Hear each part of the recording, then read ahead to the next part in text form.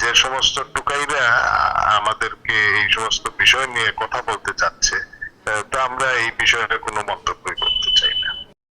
পিঠ যদি দেয়ালে ঠেকে যায় তখন কিন্তু মানুষ অজেয় হয়ে ওঠে।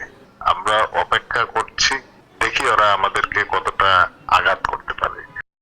এবং এই 7 মাসে এই টুকাইগুলা যে লুটপাট করেছে, এবং এই মব সন্ত্রাসের কারণে আমি মনে করি উচ্চ আদালত থেকে নিম্ন আদালত তারা স্বাভাবিক প্রক্রিয়ায় তাদের বিচার কার্যক্রম পরিচালনা করতে ব্যর্থ হচ্ছে।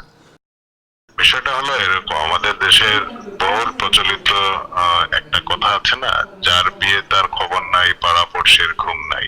হ্যাঁ, আওয়ামী লীগের যারা নেতা কর্মী, আওয়ামী লীগের যারা সমর্থক, তারা আওয়ামী লীগ নিয়ে চিন্তা করবে না অন্যরা করবে? আওয়ামী লীগ কিভাবে চলবে সেটা তো